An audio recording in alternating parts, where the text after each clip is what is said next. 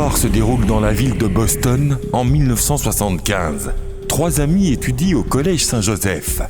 Ross, Jenny et Nick étaient de très bons amis. Ils étaient toujours ensemble. Un soir, alors qu'ils avaient terminé les cours, ils étaient debout et discutaient près de la porte d'entrée du collège. Ils n'ont pas remarqué que la nuit était tombée. « Les gars, vous devriez tous les deux venir chez moi les week-ends. » Je dois faire mon devoir. « Hé Jenny, viens maintenant. Si tu ne viens pas, à quoi bon ?»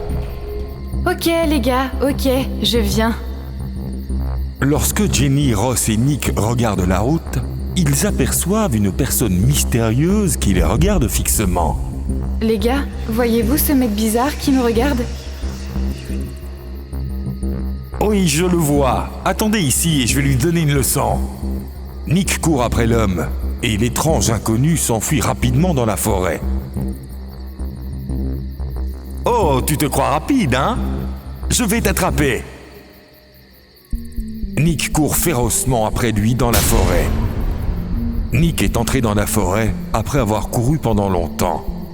En regardant, il ne voit personne autour de lui.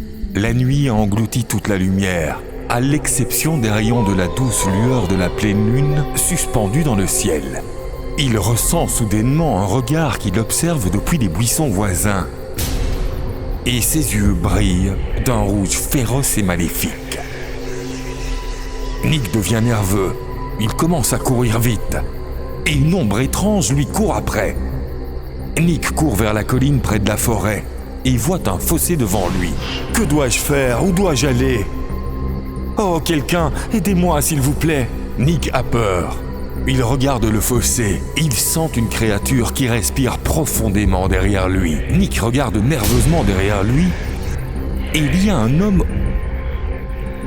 aux yeux rouges. Qui êtes-vous ? Nick voit les ongles de l'homme pousser lentement, tandis que la lumière de la lune éclaire son corps. Ses vêtements se déchirent de sa poitrine. Ses dents ont étrangement et rapidement poussé et se sont recourbées, prenant la forme de crocs de loup. Il se transforme en loup-garou sous les yeux de Nick, et Nick est vraiment horrifié. « Laissez-moi s'il vous plaît, laissez-moi partir, laissez-moi partir, laissez-moi partir !» Le désormais loup-garou attaque Nick, lui infligeant une forte hémorragie au niveau du cou. Jenny court, arrive en pleurant hystériquement jusqu'à la maison de Ross. « Jenny !» Ross, le corps de Nick a été retrouvé mort près de la colline. Il a été assassiné par un loup-garou. Quoi ? Qu'est-ce que tu racontes ? Tu m'as bien entendu.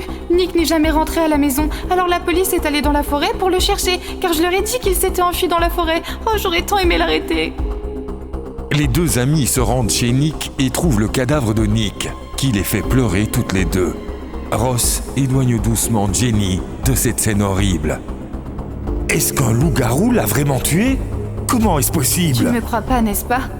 Retrouve-moi à la bibliothèque municipale demain. Jenny montre à Ross un livre qui parle des loups-garous. En 1521, ils ont été vus pour la première fois en Allemagne. C'est une espèce très dangereuse. Ils prennent la forme d'humains les jours normaux, mais la nuit de la pleine lune, ils ressortent leur forme de loup-garou. Et quel que soit leur effort, leur côté humain est incapable de surmonter les instincts déchaînés du loup qui est en eux et de s'empêcher de tuer. Ross regarde les étranges images de personnes dans le livre. Il étudie attentivement les pages du livre devant lui. Tout à coup, Mike arrive en courant vers eux. « Où étiez-vous passé ? Je vous ai cherché partout !»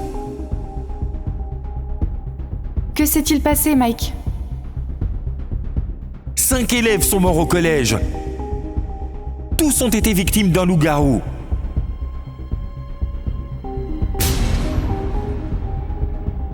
Ross est horrifié en entendant cela. Viens, Jenny, on devrait y aller. Ross, on devrait trouver un moyen de tuer ce loup-garou. Dans ce livre, il est dit qu'on peut le tuer les nuits de pleine lune. Et il ne devient qu'un loup-garou les nuits de pleine lune. Si quelqu'un le poignarde au cœur avec une dague d'argent, il est sûr de mourir. C'est écrit dans ce livre. On pourrait juste aller chercher une dague au Walmart du coin. Mais que ferons-nous alors ? C'est seulement quand il deviendra un loup-garou qu'il devra tuer un humain. Et c'est là qu'on pourra le tuer. Tu es folle! Il est hors de question que je participe à tout ça. Qui risquerait sa propre vie dans une mission comme celle-ci? Ok Ross, si tu ne veux pas venir, ne viens pas. Mais je veux le faire pour Nick. Jenny, si ça ne te dérange pas, j'aimerais t'aider. Mon meilleur ami John a aussi été tué par ce loup-garou.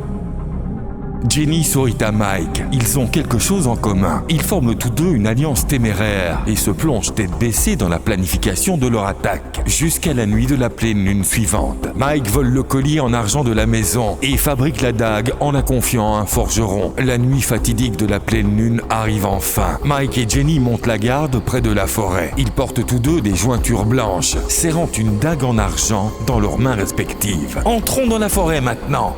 Jenny et Mike avancent avec prudence, une torche à la main. Ils marchent jusqu'à la zone vallonnée et y attendent anxieusement. Il est minuit. Combien de temps cela va-t-il prendre? Il n'y a pas de temps à perdre, Jenny. Il n'y a plus de temps.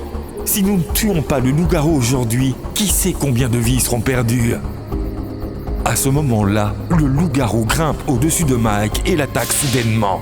La dague de Mike lui a glissé des mains, tandis que les dents mortelles du loup-garou s'acharnent sur le cou de Mike, qui continue à se battre sans relâche.